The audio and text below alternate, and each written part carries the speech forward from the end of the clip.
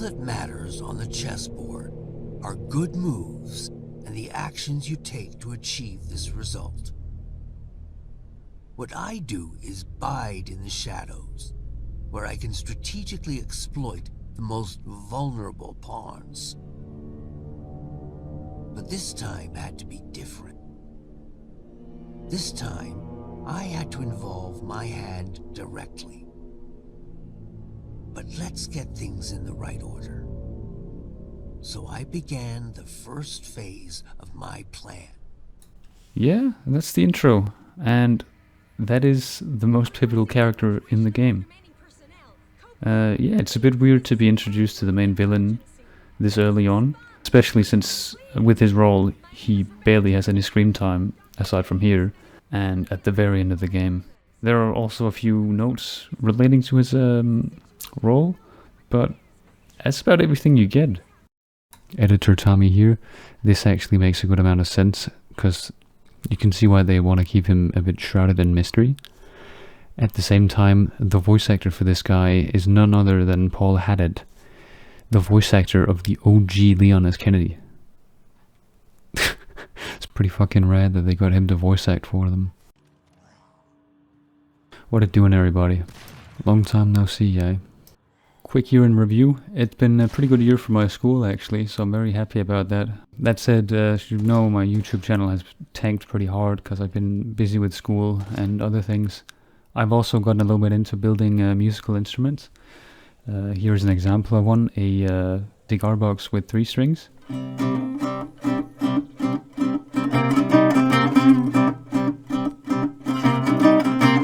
And I'm currently making an electric guitar, which I got for Christmas. After that, it's probably going to be school related, maybe with a built-in digital pedal, as it's basically what I'm already doing in school since I study embedded systems and electronics. You may have seen the robot car video. That was a school project. I've done 2 school projects since then. I was thinking of making videos of those, but sadly those were blocked by this video. Aside from that, nothing much has happened. I went to visit my boy Marty Punchman at his home in Georgia, and we made a little collab that you can see on his channel, link in description. So, if my erratic upload schedule and my rather incongruent promises in relation to that schedule led you to believe that the situation was this.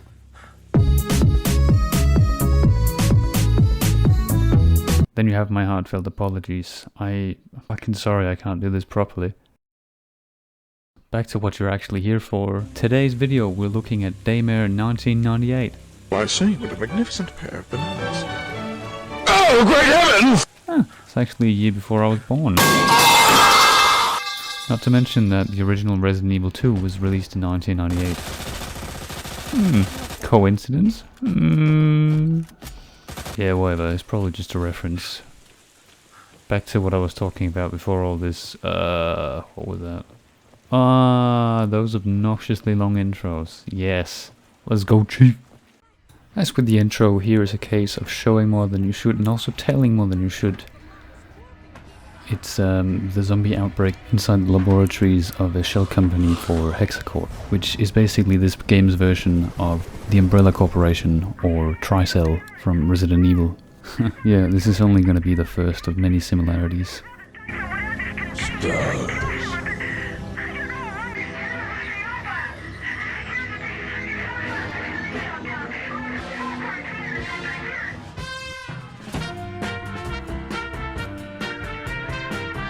It seems the corrosive agent in question is actually the legally distinct T-virus you've been ordered to retrieve. Only problem is, they forgot to mention in the initial brief that it's also a new type of chemical weapon that kills almost everyone it afflicts. So Radio Man goes over their strategy and the fact that it's a code red mission, which in this case means that their survival isn't guaranteed. And that's about it for all the screen time that he has. During this time we also get a glimpse at the boys. Good luck, gentlemen. Now get in there to show us what you're made of. That hell is truly the House of Hades. HQ out. Where we have Liev. Priority red. You do understand that this assignment could be our last. Well, you know. Look! I don't bloody no fucking don't bloody. You're telling me what the fuck? Crane. Just shut the fuck up, Leaf. Goddamn motor mouth. What a joker. Major Sandman. Don't let him get to you, kid. That shitbird squawks at anyone with a bigger stick. What the fuck? Which is pretty much everyone. Never should have pulled his ass out that fire back in the room in '94. And Raven. Thanks, Hayden. Understood, Major. Get it? I mean, I don't know. Maybe I should just let the past go. Or as you might as well call them, #1 psychopath, fake hunk, because he doesn't actually survive. You find him impaled later in the game. Not that it matters to the story whatsoever. Then we have an angry bloody cunt. And we got Nice Guy Fruity Recruity, who is in all likelihood the most reasonable and pleasant character of the entire cast. Where mission go? This is the second platform, and the end of the line for you, Lead. Crane will infiltrate the laboratory via the third platform. After that, Raven and I will hold position at the external loading bay and remain alert 5 to pick you rubber suckers up upon completion. At which point, we'll regroup on platform 2. Keep your comms clear as a precautionary measure. Over. Roger that. Comms clear. En route to primary objective. Over and out. Right then, now we arrive at something that's absolutely crucial. The tutorial. What in fuck's name? Which I incidentally missed the first time around because I was playing on zoomer mode. And the second time around I skipped it, so I missed that important detail about how to use items with keybinds instead of having to open the inventory like some fucking dumbass. Which is a crying shame, because it's actually an interesting reload system that's fairly well implemented, which is high praise for a game which is as janky as this one. Alright, before I get ahead of myself, I'd like to take a quick moment to talk about the aesthetics of the game. As you can see, the graphics are actually pretty good for the game. The textures themselves aren't exactly superb. I'm also running at a lower settings because of the game not being very well optimized. But where this game really shines, literally, is in the reflections and the bloom and the shaders. They're pretty crisp, especially considering the game has no ray tracing.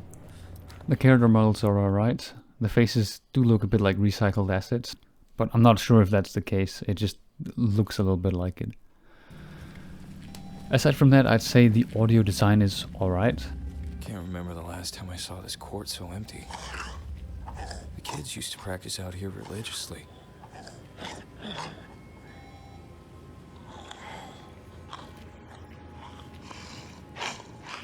The voice acting is a bit lacking in a lot of departments. This is likely to change in the sequel, with Fruity McCrudy maybe being the one exception, and this guy probably being the worst by far. You. Who said that? Stay where you Who are. said that? Don't What the? look for the intercom. Bruh. My name's Atherton. Dr. Atherton. I'm the chief surgeon here at Sacred Heart. My men and I have shut ourselves in the ICU. Quite possibly the last safe refuge in this hospital. Maybe the whole town. What? How can that be? What the fuck is going on here? Listen, Doc.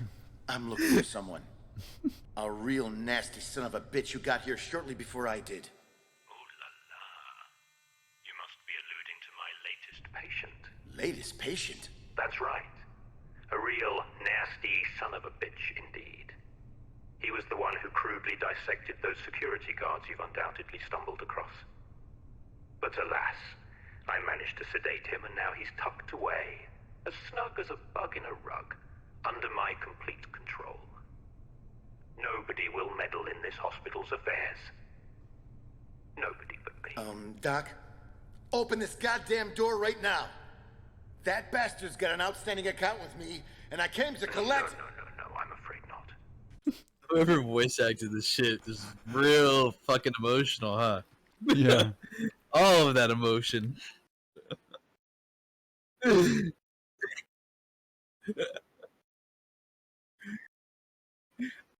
game looks so good, but sounds so bad.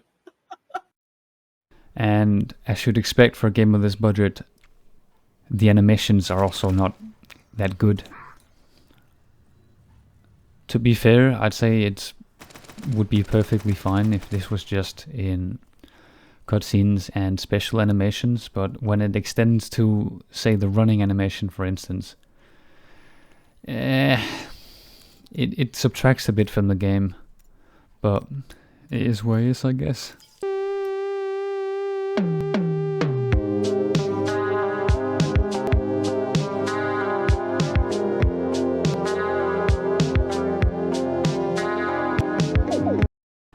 If you played Resi 2, you might be familiar with this piece of comic relief.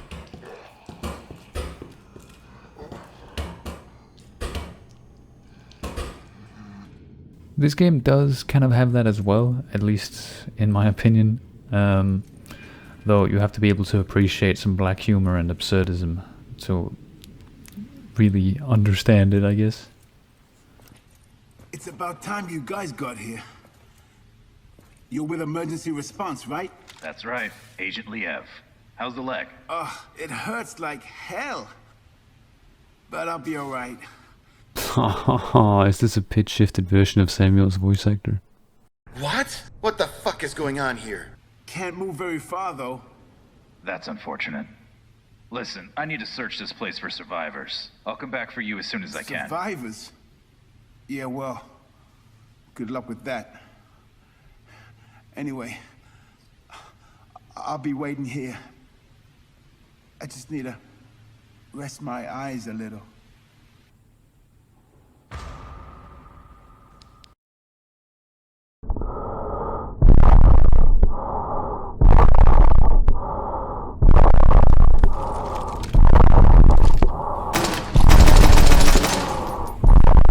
You could argue that this is in bad taste. I don't remember my initial reaction to it, but it does remind me a little of the humor in the TV show Utopia. Yeah, not quite the witty, on-the-nose irony you find in Resi.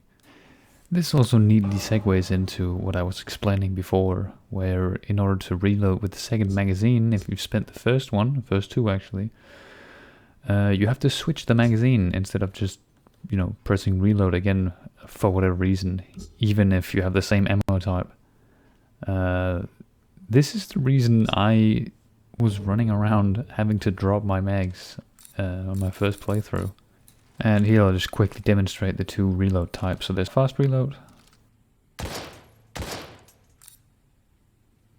Basically just drop the mag real quick and then you have to pick it up later. I don't know why I picked this poor fool's head as a target dummy, guess it felt natural in the moment.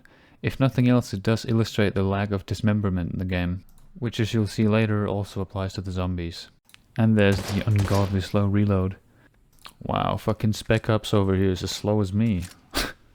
Bruh. Which is probably slower than just dropping it and picking it back up, because the wind up just takes forever, dude.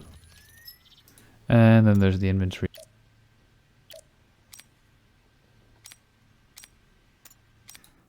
This tutorial also shows you how to combine ammo to stack it, or simply refill magazines or top them off. A bit further in the game, it decides it's high time to remind you that you have a PDA on your arm, which humorously enough is called a DID. Once again, I don't know if it's actual humor or just wacky game design. A bit further in the game feels confident to acquaint you with the first puzzle. Now, I don't really know what to say about this one. I don't think I ever figured it out on my own, mainly because I don't understand exactly what you're supposed to be doing. But perhaps, after all, it's not actually a puzzle, but in fact just turning on the power that you need. If it is a puzzle though, it's just like the other puzzles in the game, which are also really fucking annoying. I mean, I'm playing Resident Evil 2, the remake, but yep, they don't really compare to this one, except for perhaps the ones that lead to secret areas. How the hell was I supposed to know I also had to activate the submarine shaft, control room, reception hall, server room, and security room when all I need is the cargo area and lab area? Hello. It's currently 5:30 ass, I don't give a fuck. Oh, you thought that was tight? Wait until you get a look at this.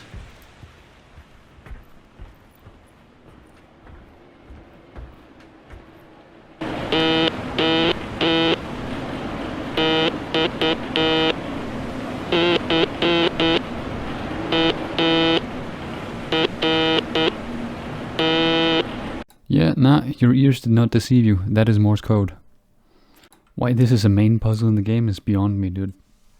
Usually you'd only see something like this as an Easter egg or a side puzzle. Because in order to do this, if you don't know Morse code, which I'm guessing not many people actually do, at least not nowadays, you either have to look it up or abuse a tech solution like I did. And basically just read it off. Something else you're bound to come across as well are these encrypted files that you just find strewn about like you're meant to find them. They're linked to a website called Hexacore Biogenetics, and they also provide you with a file code.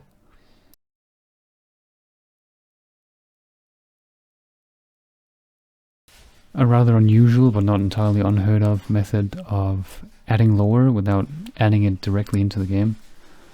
I suppose this is also like an achievement hunt thing, and a way of making the information feel a bit more exclusive, but it's not like super juicy information. After this you get to mosey your ass back to the cargo hold and say hello to a number of zombies that weren't there before. Yeah, this game has some of the most random ass spawn locations I've ever seen. Like, you'll go into a room, no zombies, boom, zombie. Did I mention the game has a melee? That's something Resident Evil 2 doesn't have. That said, that was not very good, because as you'll see here, zombies can actually just power through it with their own animation. Which is to say, there's no animation, there's just a tick when they get close enough, and if you're within range, you're just insta-grabbed. Most normal zombies take 2 shots in the head, some of them take 4. So bringing them down with a pistol or, well, larger weapon is no biggie. In case you're wondering, I'm greatly appreciative of this because I played Resident Evil 2 immediately after this, the first time I played them, and holy Jesus, you have to put a lot of bullets in those zombies in Resi 2. Man. In Resi's defense though, it's not really a linear game where you have to take down the zombies. Like, incapacitating them or simply stunning them briefly is enough to get around them. And they add a bit more fluidity to the gameplay when you're running back and forth in the same area. Whereas in Daymare, trying to stun an enemy is pretty unreliable.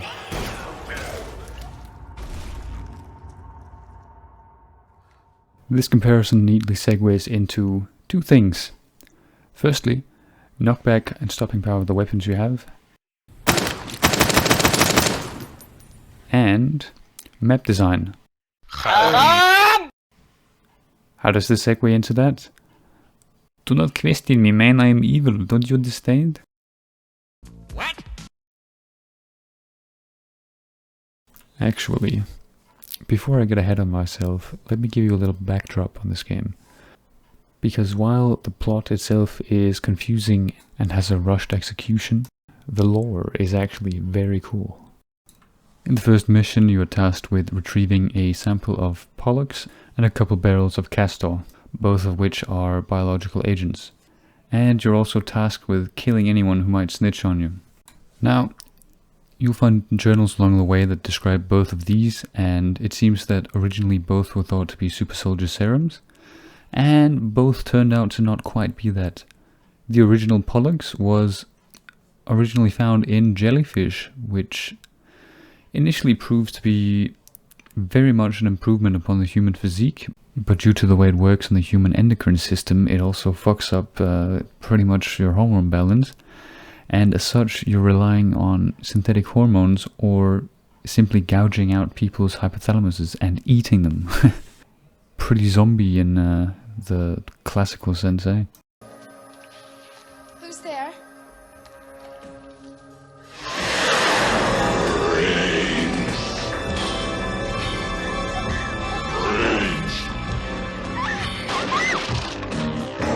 Castor, on the other hand, creates a lot of corrosive material inside the body of the host, which degenerates the flesh quite substantially. It also causes new tissue to be formed, which gives the melted appearance of the zombies. Basically, they have hella stomach ulcers, which is why they only have one attack, which is vomiting. Oh yeah, did I mention this game also has hacking? Like a total of 5 times. Just your standard GTA style hacking. There's also storage, which allows you to craft items, move things in and out of storage, and save your game. The crafting is a bit mid. You barely get enough materials to craft anything except for the odd magazine when you need it. And there's also some secret rooms which you can identify because your PDA will start beeping when you walk close to them. And now back to what I was actually teasing. As previously mentioned, the pistol is just dandy against the standard pile bags. Anything larger than that though and the 9mm starts to fall short. This is also very much true for the MP5 and the assault rifles in the game, since they're effectively just the pistol but with larger magazines and slightly more damage. I mean, take a gander at exhibit K. This here is another puzzle, by the way. I'm still not sure if you can find the solution in-game where you just have to trial and error this shit.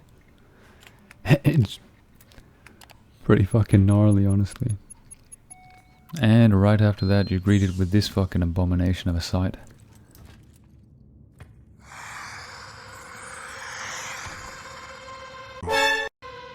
I better get out of here.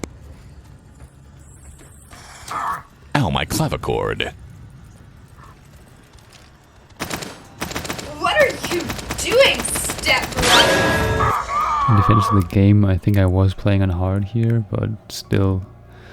I mean, you can see the mechanics starting to fall a bit short here with how circumstantial getting the sprinting to work is. So against the big boys, you really have to pretend you're an incompetent police officer trying to arrest literally anyone. Get on the ground! Get on the ground! Get on the ground! Get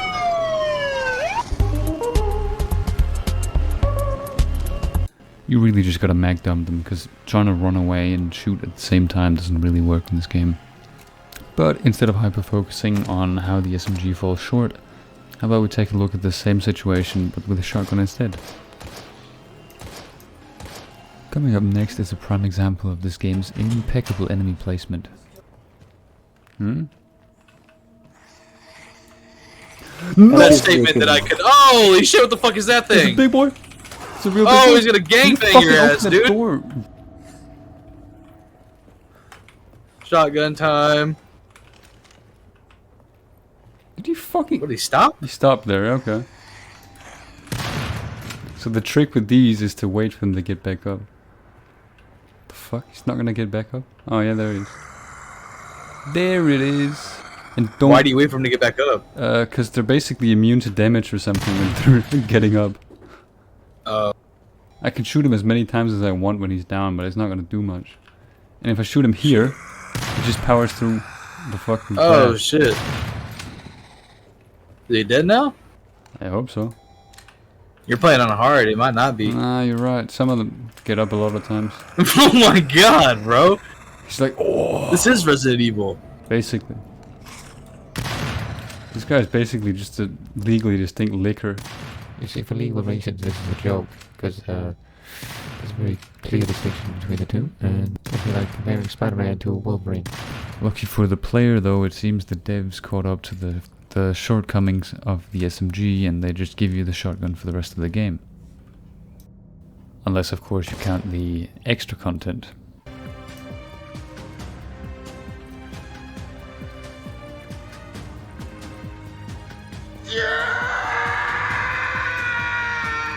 In the second chapter, you will be picking up a Magnum revolver as well, which, like the shotgun, doesn't rely on magazines, so it's very potent as long as you have ammo for it. That said, though, you won't be using it much at all, so it doesn't matter all that much as long as you don't run out of shotgun ammo. And much later in the game, you get a Desert Eagle, which is only really used to take out a boss, as well as functioning as a backup for the shotgun. This one does have the weakness of the magazine, so it works exactly like the Glock or whatever pistol you have works. And to be honest, this feels like a bit of a welcome nerf for the revolver, especially since you get a lot more ammo for the deagle. Moving on to map design, well, there's not really a whole lot to say. For the most part, the game is more or less linear, where you just walk in hallways or walk on streets with some minor side areas. But you do have the occasional large area with a decent amount of backtracking. Notable of these would be the hospital,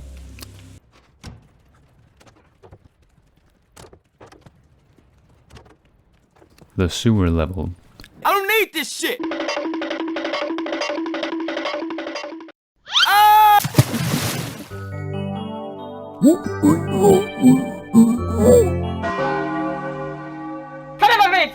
and the laboratory.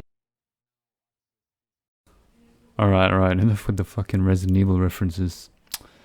This game actually tried to be a little bit realistic with the evil mastermind layers and goofy shit. For instance, the sewers are just actual sewers, no water park splash theme. The fuck? And the lab actually seemed like a lab, instead of some Death Star. So yeah, all in all, I gotta give them compliments for trying to be realistic. Anyway, if you're still here after that massive expo dump, let's get into what this game is actually about, the plot. And of course, in this video I won't be spoiling too much.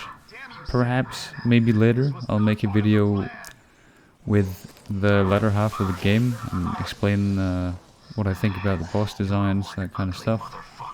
But for now, I'll just be covering what I've played recently, which is the first few chapters. Guess I was wrong about dismemberment. So to recap the story so far, you're a special man on a special mission. And after collecting the barrels of castor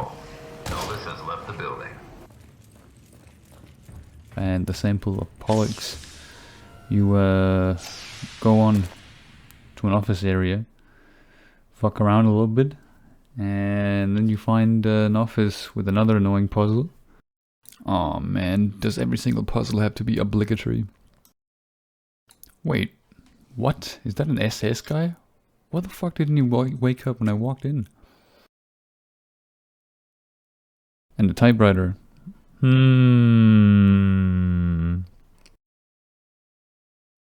Pick up the Pollux sample again, which you had to deposit earlier to proceed.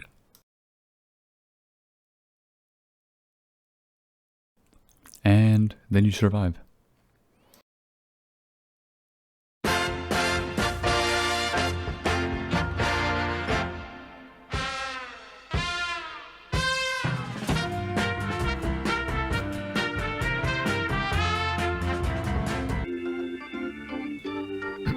Then you survive.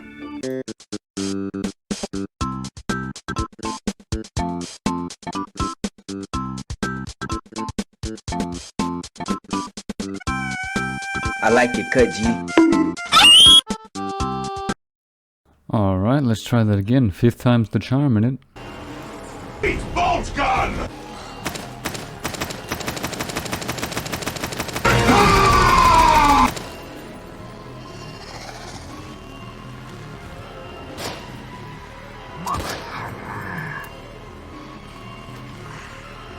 Yeah, let's see Leon doing that shit, bro. Come on. Oh. My bad, bro. I didn't know you were cool like that. It worked.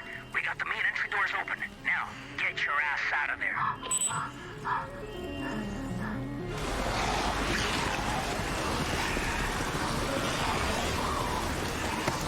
That was close. HQ, this is Sandman. Agent Lee Bailey. Took off on foot. We're getting the hell out of here and heading back to base.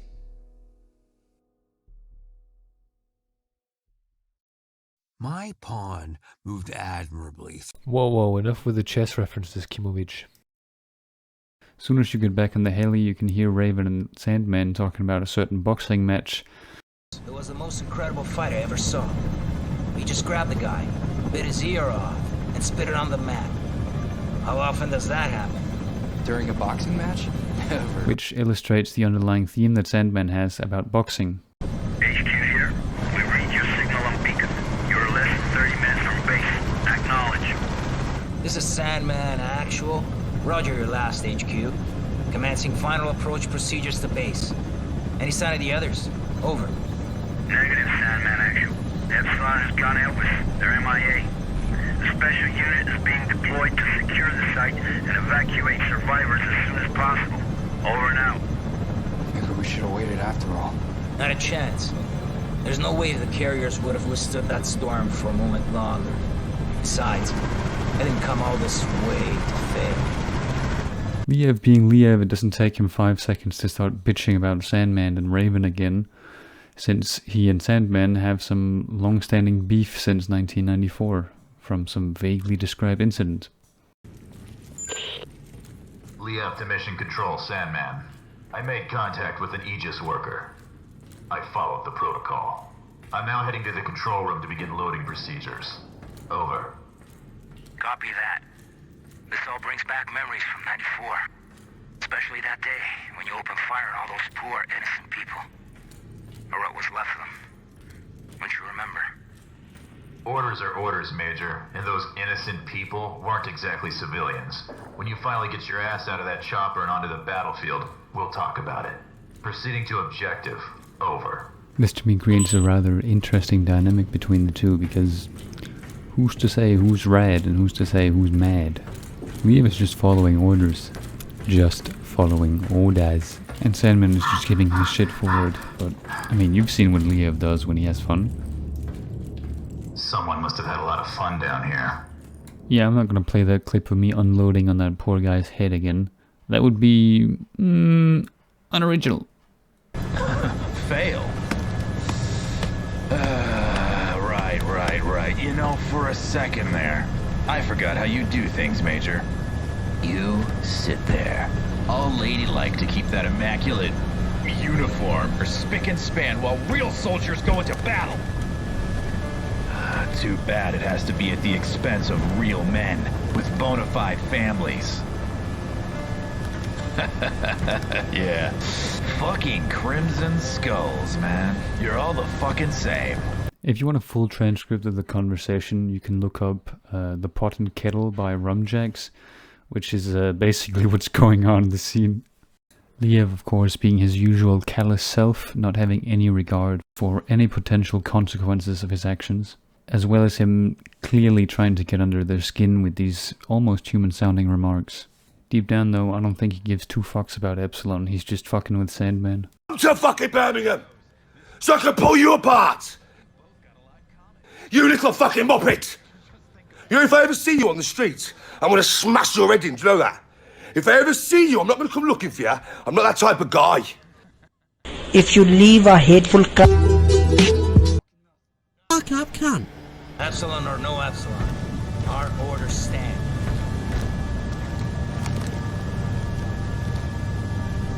He's right. You squawk way too much.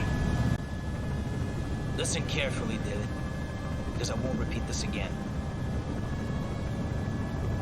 I know what it's like to lose somebody and not be able to do a goddamn thing about it. This here is clearly a hint toward a lost child. They then proceed to have a long and heartfelt moment. You can look this up if you want to see it. And then this happens.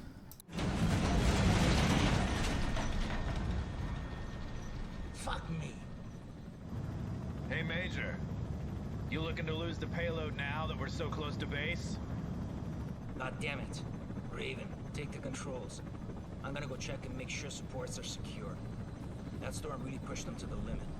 Yes, sir.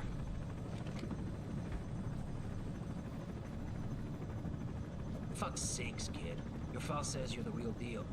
Took an SR-91 from the Aurora program to hypersonic Mach 6. That's a hell of a lot more than most pilots can say. By all rights, you should be able to fly this toy with your eyes closed. You know, I pushed for you to join the Skulls, Even after what happened at Trident. Only place I want to see you falling is on the mat after our bouts.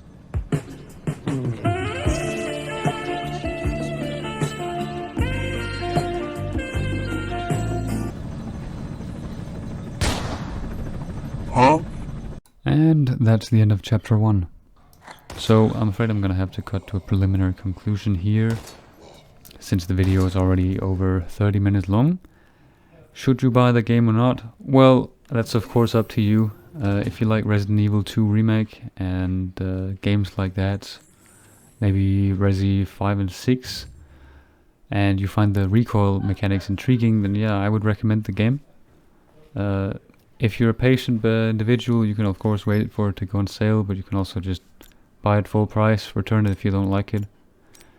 That's the benefit of using Steam, I suppose. As for covering what I would consider to be the rest of the game, being a bit more level design and enemy and boss design, I could do that when I've covered the other videos on the back burner, because I have some I have 2 more school projects that I want to make videos about, like the robot car. So for those we have a Mars rover, and the other one is just going to be a real short one because it's not really that funny, I guess. I've also managed to compile a lot of footage from Totally Accurate Battlegrounds as well as PlayerUnknown's Battlegrounds, as I'm slowly getting better at those games. So that might also be something you see eventually as well. But for now it's just gonna be the 2 school project videos. And yeah, I'll see you then. Have a good time. Postscriptum editor Tommy here.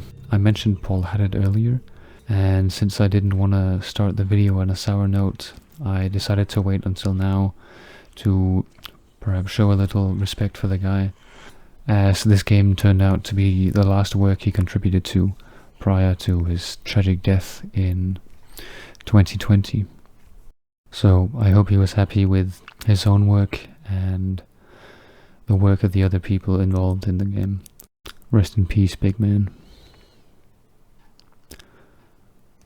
I hope to see you again soon, and perhaps with a slightly less somber video. That's all I'll leave you with this time, guys. Peace out.